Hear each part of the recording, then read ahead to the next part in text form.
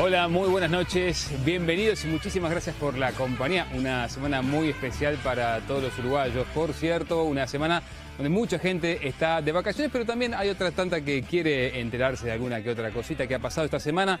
Y mucho, por cierto, por ejemplo, estos famosos operativos de seguridad que viene implementando el Ministerio del Interior, que mucho han dado que hablar, incluso también a nivel de la oposición política. Bueno, sobre eso y sobre muchos aspectos más, sobre la vida interna del Partido Nacional, vamos a conversar con el líder de correntada wilsonista, con el senador Francisco Gallinal, quien ya nos acompaña en estudios. Tenemos, por cierto, varios temas más para conversar con Gallinal, eso vendrá enseguidita. Además, el coronel Jorge Silveira quiere entrevistarse con Mariana Zaffaroni. Ustedes lo saben, fue noticia en las últimas horas. ¿Para qué quiere Pajarito Silveira entrevistarse con Mariana Zaffaroni? Se lo vamos a preguntar directamente a él, una comunicación telefónica que vamos a tener en directo con la cárcel de Domingo Arenas. Pero además, ¿qué pasa en la Intendencia Municipal de Montevideo? Y sobre todo el relacionamiento que se viene con ADEOM, cuánto influye las elecciones en ADEOM y qué pasa con la imagen de la Intendencia, que dicho sea de paso, según algunas encuestas que manejan los propios dirigentes del Frente Amplio, y por cierto las autoridades de la comuna, dan bastante bajo porcentualmente comparativamente con otras épocas del Frente Amplio gobernando aquí en Montevideo. Vamos a conversarlo con el secretario general de la Intendencia de Montevideo, con Ricardo Prato. A eso le sumamos, como siempre, el aporte de nuestros compañeros, a quien ya le damos la bienvenida. Nicolás Núñez, ¿cómo estás? Alfredo, buenas noches a todos los televidentes. Anunciabas la entrevista con Prato y lo que serán las elecciones en la interna de ADEOM, algo que será la próxima semana. Vamos a dar algunos detalles interesantes para que la gente ya vaya sabiendo cómo se perfilan algunas opciones que elegirán los casi 8.000 funcionarios municipales, de los cuales 6.000 están habilitados para votar. Y vamos a ver cómo influye esto en la interna, ¿no?, del Ejecutivo de la administración de Ana Olivera. Lorena Nicrosi, ¿cómo estás? Buenas noches. ¿Qué tal, Alfredo? ¿Cómo estás? Bueno, a ver un título para hoy. Bueno, ante la controversia política que produce el proyecto interpretativo de la ley de caducidad, en gran parte del Frente Amplio se cree que la salida será por la parte judicial y que la Suprema Corte la va a declarar inconstitucional. Vamos a detenernos también en ese aspecto en los próximos minutos, pero arrancamos contándoles las averiguaciones que hemos hecho a propósito de esos operativos que viene desarrollando el Ministerio del Interior, operativos que no terminan de convencer en algunas esferas de la oposición, ni que hablar de la justicia. Incluso hay quienes dicen desde el oficialismo que está generando un desgaste inapropiado de las propias autoridades del Ministerio del Interior. Sobre esto ha trabajado Nicolás. Alfredo, estuvimos averiguando, hay como una especie de subgrupos para poder dividir este asunto, ¿no? Desde la oposición política, sabido es que algunos integrantes del Partido Nacional tienen pensado convocar al ministro del Interior, Eduardo Bonomi, a la Comisión de Constitución del Senado, sobre todo pensando en poner en tela de juicio la efectividad y la legalidad de los procedimientos que se están realizando. Los 3 operativos realizados, uno en Chacarita de los Padres, otro en la Cruz de Carrasco y el de esta semana allí en Malvin Norte, han dejado al menos 8 personas procesadas según las cifras del Ministerio del Interior, pero claro, se considera que es de alguna manera insuficiente ante tal despliegue. Pese a que las autoridades públicamente no lo reconocen, existe preocupación porque hay prácticamente que una certeza, una constatación de que los delincuentes pesados, esos a los que se va a buscar a los distintos barrios, bueno, se enteran antes de los operativos y logran fugarse de los lugares. Más allá de la situación puntual que pasó cuando se fue a hacer el operativo allí a la Cruz de Carrasco con un canal de televisión, existe cierta certeza, lo que yo decía, de que la información hay veces que se filtra desde el propio Ministerio del Interior. Es una situación que se va a investigar y que puede tener algunas derivaciones. También hay cuestionamientos desde el ámbito judicial, desde el propio Poder Judicial, ¿no? Claro, los magistrados lo que señalan es cierta falta de coordinación entre la policía y la justicia, al tiempo que públicamente algunos fiscales, como por ejemplo la penal adjunta Beatriz Escapucio, ha criticado el Código de Procedimiento Policial por permitir este tipo de prácticas. Para la elaboración de este informe nosotros conversábamos además con abogados integrantes de IELSUR, una organización que se especializa en defensa de los derechos humanos.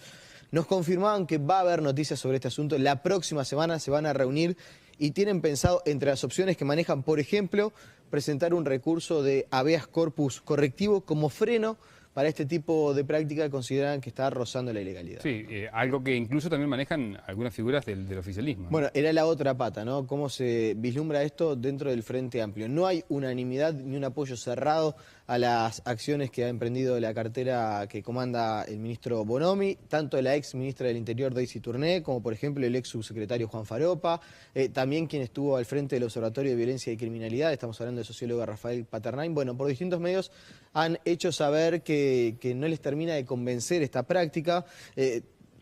Cuando hablamos de Daisy Tourné, de Faropa, de Paternain, son personas que obviamente están vinculadas a la pasada administración de Tabaré Vázquez, y allí también se centra un punto de distancia entre cómo se conducían las cuestiones en el Ministerio del Interior en la pasada administración y cómo se están llevando adelante ahora. Mencionábamos algo a pasar sobre cómo lo ve la oposición política, y bueno, sobre esto nos detenemos en el arranque de la entrevista con el líder de la correntada wilsonista, con el senador doctor Francisco Gallinal, a quien, bueno, le agradecemos que nos acompañe esta noche. Bienvenido. Con mucho gusto. Doctor, bueno, ya se ha anunciado, del Partido Nacional se va a convocar al Parlamento del ministro por este tema. ¿Usted alguna vez se ha desmarcado de esta posición? ¿Por qué? No, yo creo que dentro del Partido Nacional la diferencia más importante que tenemos con el gobierno anterior y con este gobierno respecto al tema de la seguridad es la falta de actitud que los dos gobiernos han tenido respecto a verdaderamente encarar con decisión el combate a la delincuencia. Por las dos vías que lo pueden encarar. Una es la represión, obviamente todo dentro de los límites que establece la Constitución y que establece la ley, y la otra es la prevención, que muchas veces es mucho más importante que la propia represión, porque también en materia de seguridad prevenir es mucho más importante que curar, porque curar muchas veces es imposible. Entonces, cuando el Ministerio del Interior decide en estos tiempos realizar operativos de estas características, yo me animo a decir, y creo que represento al sentir de buena parte de la población, por fin hay un cambio de actitud del gobierno. No es solamente un problema de instrumentos. La baja edad de imputabilidad puede ser un instrumento, pero si no hay una decisión del gobierno de efectivamente actuar, como no la había, porque acordémonos cómo empezó el gobierno del doctor Vázquez, liberando presos. Es decir, ellos tenían una visión acerca de los presos y de la delincuencia diferente a la que tenemos nosotros.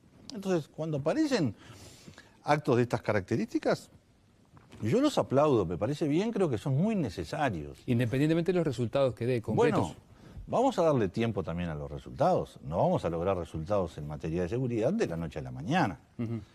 Pero que se envían señales a la población para que empiece a sentirse más tranquilas.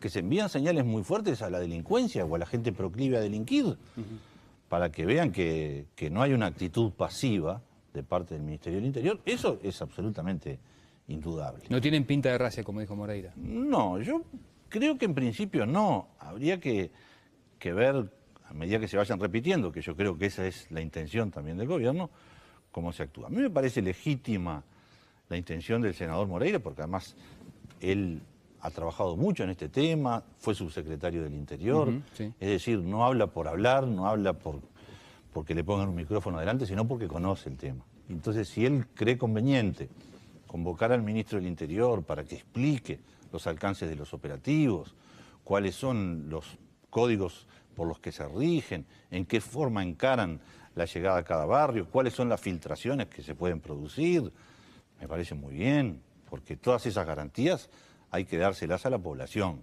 Pero también me parece bien decirle al gobierno, más allá de las muchas discrepancias que tenemos, yo he presentado un proyecto de ley de baja edad de imputabilidad porque creo que es un instrumento necesario, porque además me parece que con esa peculiaridad que tiene de darle posibilidades de intervención al juez y no bajarlo en forma directa y no hacerlo a través de la Constitución, es una herramienta muy útil. Pero más allá de esas diferencias, cuando aparece una actitud de combate a la delincuencia, no puedo menos que darle una voz de aliento al gobierno y respaldarlo, por supuesto.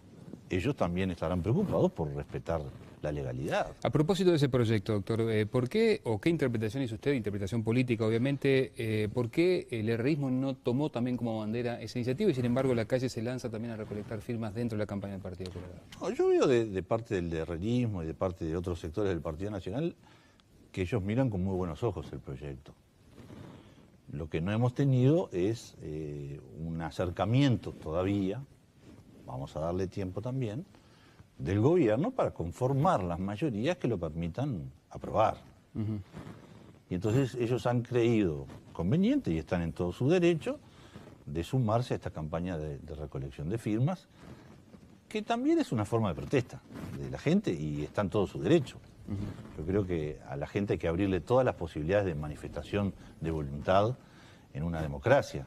Y en consecuencia habrá quienes firman porque efectivamente creen que hay que bajar la edad, habrá otros que firman porque creen que hay que bajar la edad y hay que hacerlo dentro de la Constitución de la República, y habrá otros que firman, que yo creo que hay muchos, como una manifestación de su protesta y su disconformidad con la acción del gobierno en esta materia. Yo creo que no es un tema para la Constitución de la República.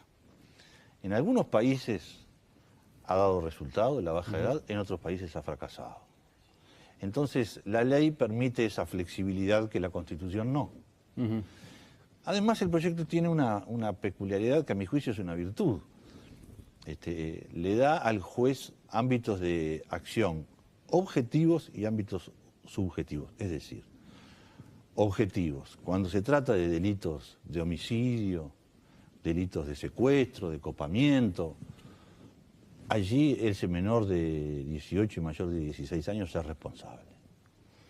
Y cuando se trata de otros delitos, el juez, asesorado en función de los antecedentes, de la reincidencia, del desarrollo físico, del desarrollo psicológico, estará en condiciones de decir este menor actuó con discernimiento y en consecuencia es responsable, o este menor no actuó con discernimiento. Yo pienso, en el correr de los próximos días, complementar este proyecto de ley con otros. ¿Ah, sí?